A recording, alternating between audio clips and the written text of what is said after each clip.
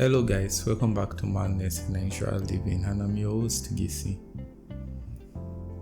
Today we're talking about slow violence. It's quite the concept, really.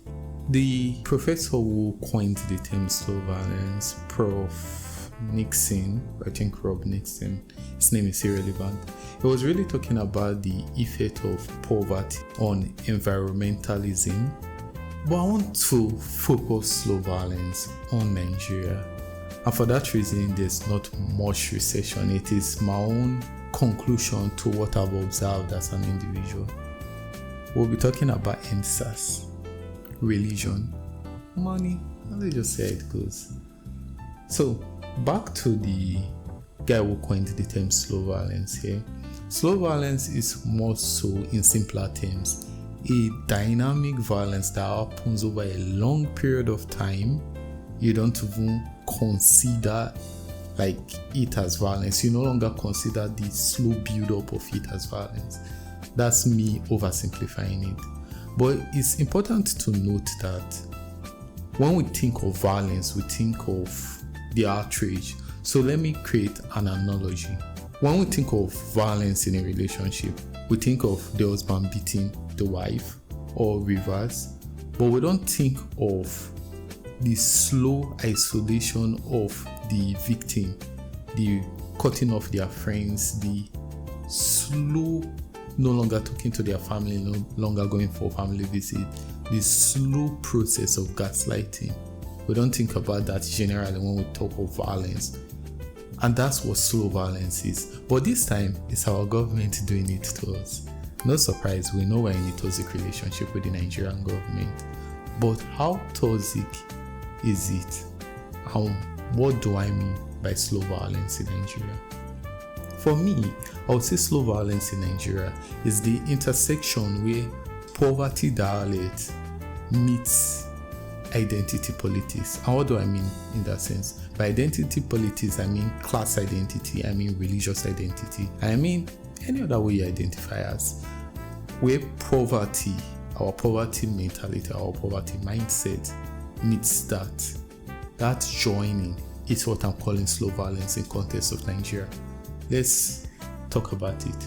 So, first things first, one thing poverty dialect does for us is it makes the way we talk about things very short term, the way we talk about problems, the way we talk about our issues very short term. We don't like to talk very long term, because when you have scarcity mindset, you think more of how can I solve this problem right now, as opposed to how can I create a long-term solution that might solve the problem, not just for me, possibly for the future generations to come. But is it an easy thing for Nigerians to do? What is the benefit of being a citizen of Nigeria? Just think about it. You're a citizen. What is the benefit?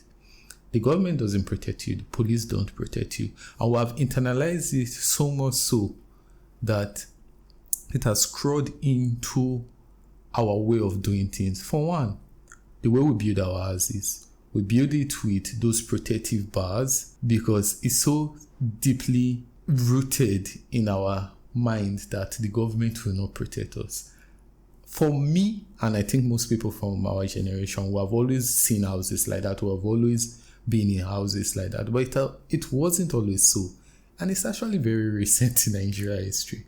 But my consciousness of it didn't arise until I was opportune to be around tourists touring Nigeria, white tourists. And they asked, why are Nigeria houses in the suburb always fenced? As they asked the question, it immediately clicked in my mind. Why are our houses always fenced and gated? It's simple.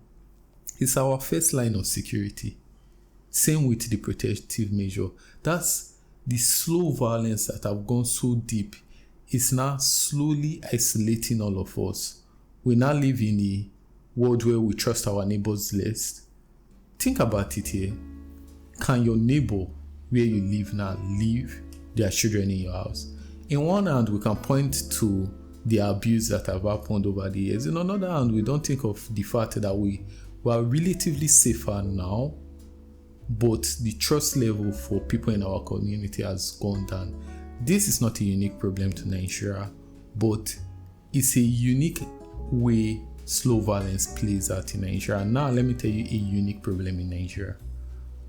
During the SARS protests, I shouldn't say this on camera, but I was very skeptical about the movement because I saw it as a short-term solution to a long-term problem.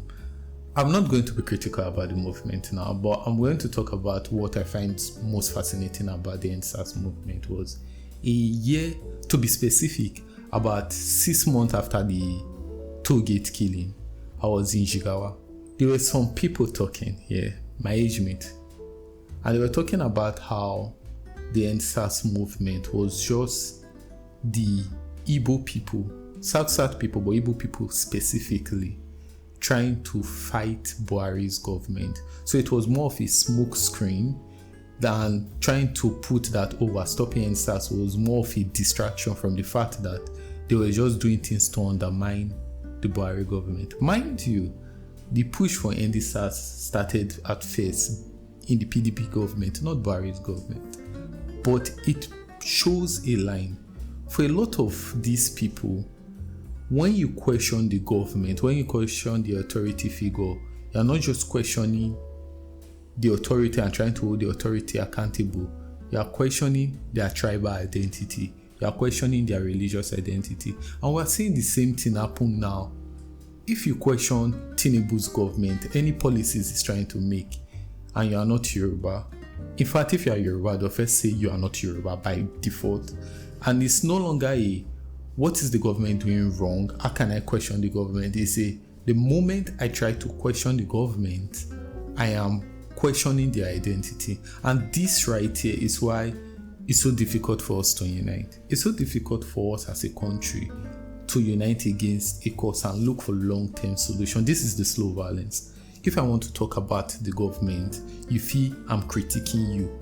You feel I'm critiquing your religion, because it's very tricky to tell someone that is Muslim that our first Muslim government is failing without them feeling you are questioning their religion. And to make matter worse, imagine you are not trying to do it for a Yoruba Muslim. This is how the slow violence plays. It creates a situation wherein any discourse about the violence almost feels like the people you are trying to save from the violence, you are attacking them too, which is a tricky thing. Back to the professor who coined the term slow violence. He spoke about the sheer pollution in the Agoni land that led to the death of Ken Saro-Wiwa. And what that death has shown us is the role our government plays in violence normally. We are used to the government being violent, but we don't look at the roles the government play in distracting us from the violence they don't want us to talk about, that will lead to questions they don't want us to notice. For one, during the NSAS again, a lot of people might not have known, but it took 2 weeks from the popular trend to translate to our news network, meaning it was trending all over social media. Some of those news networks, their page on social media was covering it, but their traditional TV wasn't. That is a way to show you the impact of controlling information, controlling narrative. Our government does it in a way that shapes it so well. It's difficult for different age groups to unite for a cause. It's difficult for the younger generation to critique the government without the older generation feeling you are disrespecting them. That's the slow violence. Now, the older generation are not a part of the government. I'm talking your father, I'm talking your mother, but they feel this younger generation is disrespectful, just trying to question authority. And the same is true for religion. If a pastor, if an imam is accused of some, let me say, robbery, like stealing money from the church or something, or maybe sexual misconduct, the idea of questioning the pastor, the idea of questioning the imam is heavily critiqued upon. And for me, I've always felt like that mindset comes from the way most of us were parented. Our parents had the top-down power dynamics that we can't question their authority we are just meant to follow. And that is no surprise that we learned that from our colonial masters in one hand. In another hand, we implemented it through our own parents and through movements like the NYSC Corps, because the NYSC Corps is a program to train civilians to be more military focused. And you see that this type of strategy is the beauty of slow violence. It's dynamic and it will change with each government to better suit the benefit of the 1% or the benefit of the people that have power. Since I've been thinking about slow violence, I came across the term recently. I started noticing how every episode I've released sort of talks about it different layers of the slow violence. And I also noticed something. My most popular episode to date on the audio side is How Wickedness Give Nigerians Hope. On the video side is Lagos Bans Pure Water Sachet, a very polarizing title. So let me talk about the audio side. How Wickedness Give Nigerians Hope. That's one way the slow violence is perpetrated in Nigeria. It's one way it's incentivized. We believe it will get to our turn to be the beneficiary of this fucked up system. We believe one day we'll be the one in power. We believe one day we'll be the politician. We believe one day we'll be the rich man. And instead of thinking of long-term solution, we just think of the luck of the God that will make us get to that point. Then for the part of my most popular video on YouTube, the reason that video is so successful is because it was immediate violence, in the sense that if they ban water, we would see the immediate effect.